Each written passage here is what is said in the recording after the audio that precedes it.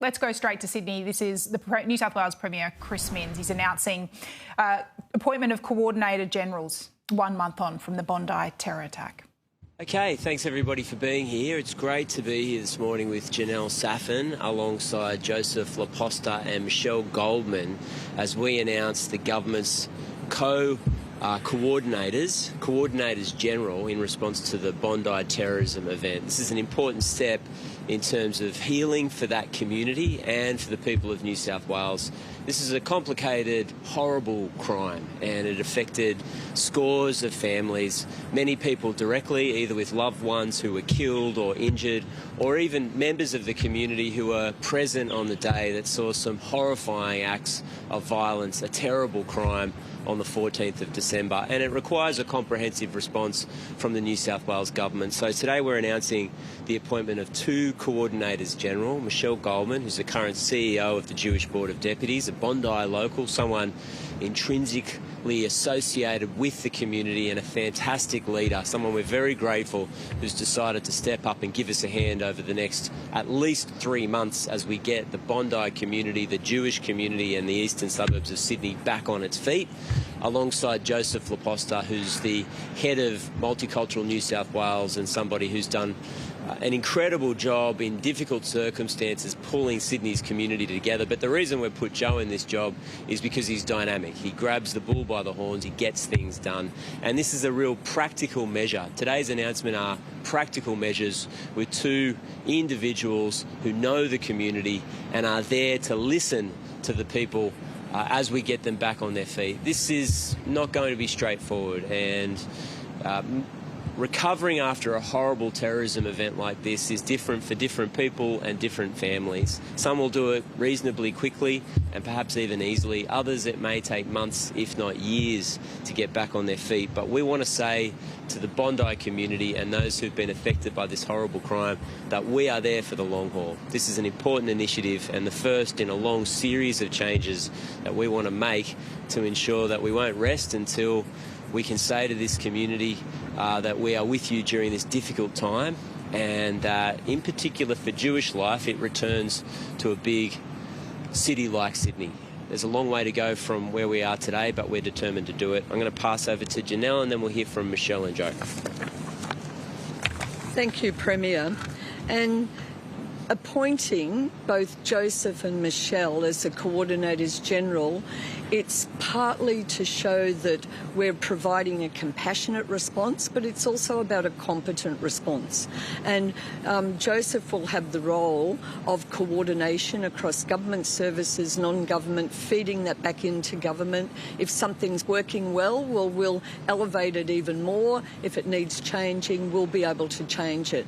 Michele will be working, hand in glove with Joseph, but she'll also be dedicated to the community engagement and also being a local, a long-term local, and with her background as well, with not only the Jewish Board of Deputies, but her background working in non-government organisations. So the 2 of them will be able to be eyes and ears for us. As Minister for Recovery and Small Business, we support the Community Support Hub that's been operating in Bondi, originally at the North Bondi RSL Club for a few days, and I thank them for that, Josh and the team, and now at the Bondi Pavilion.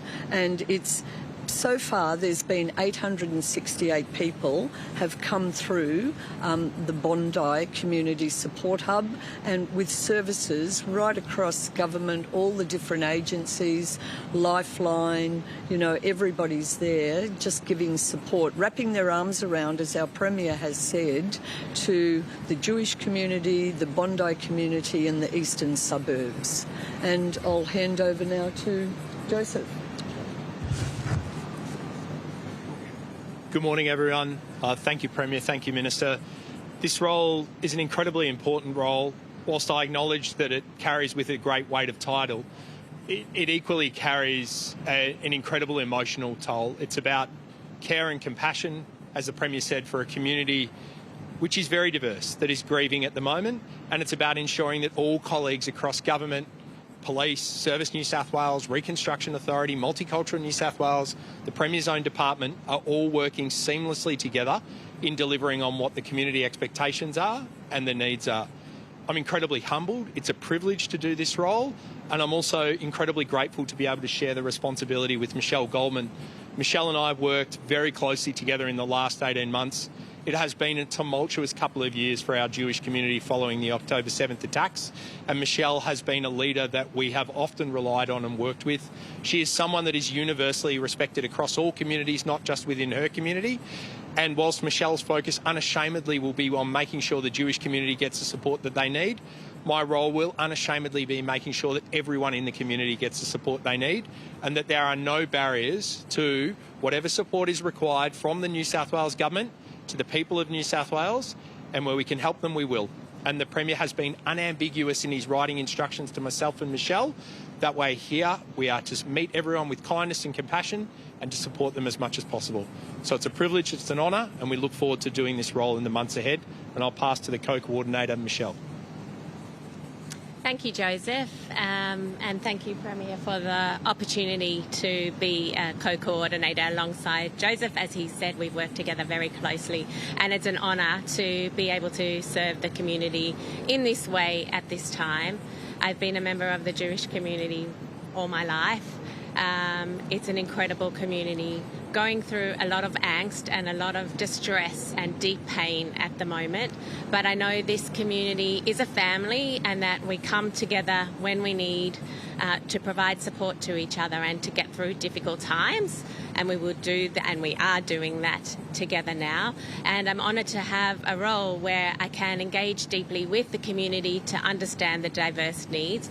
No one thinks this is going to be a short-term fix, but in terms of ensuring the immediate needs are met, as well as walking alongside the community over the longer term to ensure that you get the supports you need, whether they be financial, psychological or other, to help to restore your sense of safety in this community, your psychological well-being, and importantly that you have an opportunity to rebuild your lives in this great country, Australia. And I'm honoured and privileged and look forward to working with you in the coming days. Thanks, Michele. We're all happy to take questions. What does that do day to day, practically? Yeah, practically, they'll work with the local community, work with government agencies and non-government agencies, and they'll be, as I said, the eyes and ears, and they'll feed everything back. They'll report directly to the Premier. I'll be part of that reporting back as Minister for Recovery, and the community will know that they've got two people, extra people, who've got their backs 24/7. That's what it's about. The government said this is a long haul, there's short, there's medium, long-term recovery, and they'll make sure that they do that job. As Michele said, she'll engage deeply with the Jewish community, but with the broader community, and Joseph will, and he's used to working with all the agencies, as if something's working, if it's working good, that's why I said we'll elevate it, we'll enhance it. If it's not, we'll change it, we'll fix it. This is very complex and challenging, responding to a whole community from this anti-Semitic terror attack, and it requires all of us working in close cooperation and collaboration, and that's what they'll be able to do. It'll be very practical, as well as also providing that extra compassion in community. Minister, can you tell us how much compensation has made it to the victims so far? I don't have the figures how much has made it, but Joseph and I and Michele, we had a conversation about it this morning, and it's our job to make sure that it happens as quickly as possible. And I know that one of the people who's been working in the hub, the community hub at Bondi, as soon as something's raised with her, she takes it up straight away, and the Commissioner, I know, rings those people directly. So we're making sure that everybody's in lockstep. But it's challenging and it's traumatic for people to have to go through some of these processes. We understand that, and we're trying to make it as seamless as we possibly can, and that's one of the particular roles that Joseph and Michele now have.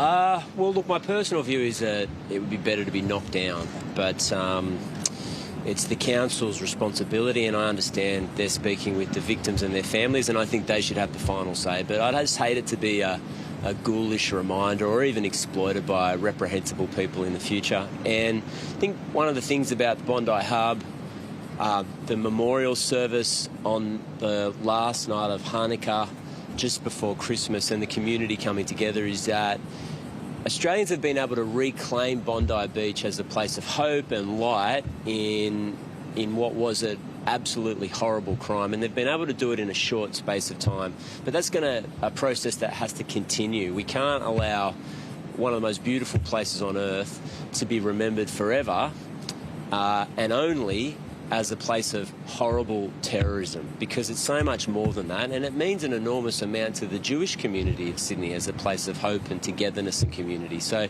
that's my view, but we're going to have to take into consideration families' views. What do you think a permanent memorial should look like? Obviously, subject to conversation, but do you have anything in mind that you think would be appropriate? No, I don't. I haven't thought about it, other than we need one. Liz? Michele, would we be able to get your thoughts on reflections on the book bridge? What you feel needs to change? Debate about it the way we have this tomorrow night. Have you had representatives from families, and what have you heard from? I haven't had extensive discussions with the community about that. We've been in a time of crisis, and really all my focus has been on the immediate needs and in getting emergency financial compensation to the right families and the psychological supports and other emergency supports just for people to get on their day-to-day lives. But in relation to that, and I think as in my role as a co-coordinator general, the important thing is, as the Premier said, to be led by what the community needs and wants. So my role is to make sure that we've got the consultation and feedback mechanisms in place so that there is a platform for the community to have their voice and to share their views. Look, I'll be talking to people before tomorrow night. I'll be present at the council meeting tomorrow night, and we'll make sure that views are shared. I do understand from discussions I have already had with Mayor Will Nemish that the footbridge is quite old, and so it might be an arbitrary discussion because from a safety perspective that bridge may need to be reconstructed. I think I would probably share the Premier's view. As someone who's been a local for many years, I feel like our sense of safety has been invaded.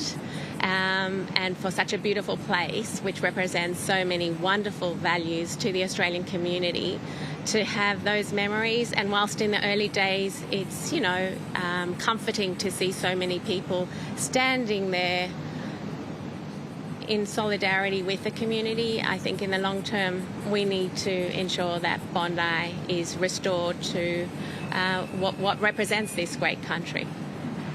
Premier, just on the national gun buyback, some other states and territories are growing increasingly, pushing back increasingly over 50-50 funding split and the lack of detail. I just wondered, what's New South Wales position? Are you happy with the 50-50 funding split and going? Do you think other states, well, they might not participate, undermine what should be a national scheme?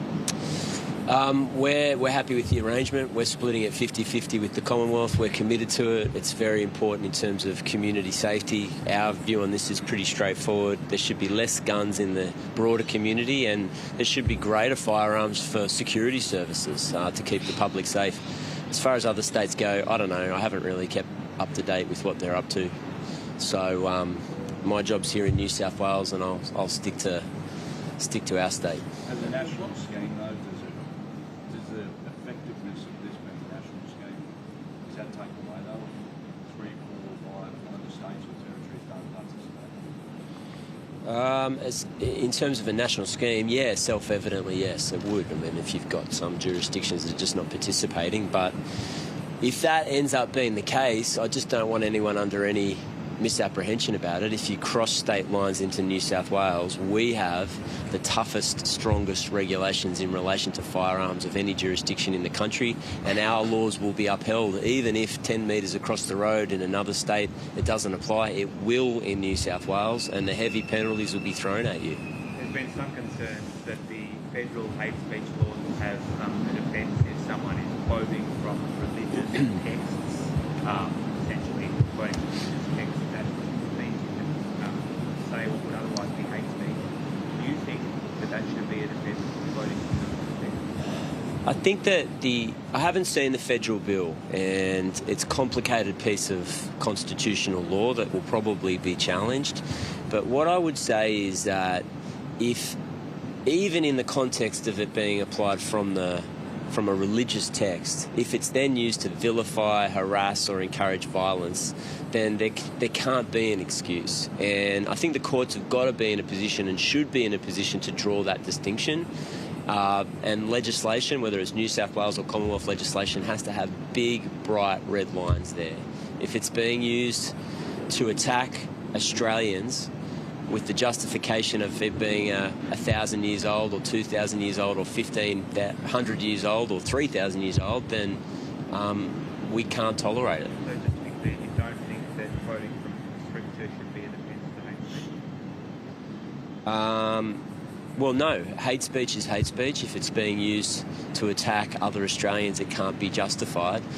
You know, if someone's reading from a Bible or a Quran, then the law is going to have to take that into consideration, if for no other reason that it'll be subject to a constitutional challenge. And I don't want these laws to be defeated. I mean, I think every aspect of our changes to the law in New South Wales have been met with cynicism or opposition, and people are entitled to that, that's fine. But even in the last 72 hours, we've seen neo-Nazi groups disband and the Bankstown Dawa permanently close as a result of government action. So I know that there's cynicism in relation to the changes that we're making, but we believe they're working, and they're working with the intention of keeping the community of New South Wales safe. Tony Michele did say earlier this week that the hate speech reforms that are currently in front of the inquiry are just a lawmaking exercise and did raise concerns over imposition of free speech in New South Wales. What's your response to that? Yeah, I mean, it's a puzzling intervention from the Shadow Attorney General, one I didn't expect to hear from the Liberal Party. But I just say in relation to the phrase globalise the Intifada, we just saw what globalise the Intifada is. 15 dead people on the shores of Bondi Beach. I mean, we know what it is, a violent uprising that people want to globalise from the Middle East to places like Australia. I mean, this attachment to this phrase and some of the submissions that I've seen to this inquiry to say, oh, we demand the right to say that. Well, a decent person would ask the question, why? Why is it so important that you're able to scream, globalise the Intifada? Why is that so important to your cause in relation to Middle East peace or the circumstances relating to the war in Gaza or anything else, when the implications for it on the streets of Sydney in Australia are so profound?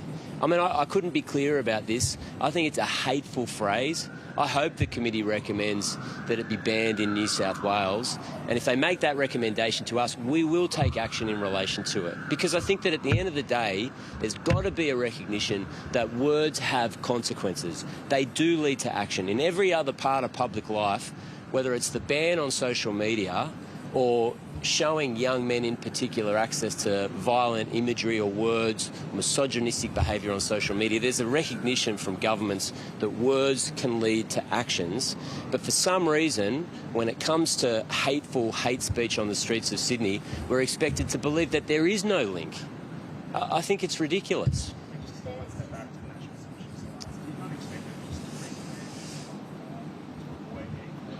I don't know. It's very difficult for me to put myself in their shoes, so I don't know what their next move is.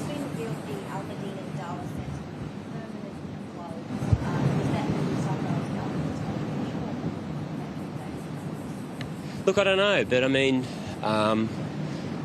we did a media conference a couple of days ago, and the government signalled its intention to say we're going to move away from a nominal fine that the council can or cannot apply to a far more decisive intervention so that the public can have confidence in relation to these prayer centres, prayer halls, as they're so-called prayer halls. So, look, I think it's evidence that the changes that we're proposing will work. I mean, some of the Bondi victims' families say it's too much democracy, getting access to conversation, including police report. Do you think there are too many steps, and is there a risk of re-traumatising victims with the whole process? I mean, the latter part of your question is yes. That is the truth, and I mean, I think we're going to do everything we possibly can with the coordinators to reduce that risk. I don't think it can be extinguished though, and I don't say that lightly. The reason I say that is because we need information, we need police statements, and we want a successful prosecution of the people who've been charged with these horrible offences. So I know it's a difficult time. We want to hold the hands of the people that will be making statements to New South Wales Police, because it's incredibly important that we get justice in the criminal trial for the person who's been charged with 15 murder offences and a raft of terrorism offences. So we'll mitigate the best we can re-traumatising families and communities, but we can't extinguish it. We need their witness. We need their statements. Does the process require compensation? That's the New South Wales Premier Chris Minns, very strong there in saying that those chants of Globalise the Intifada, in his view, should not be allowed to be said on the streets right across the country. The announcement today on the 1-month anniversary, though, the New South Wales Government appointing 2 co-coordinators general to lead the ongoing community support to ensure that people are getting the assistance they need.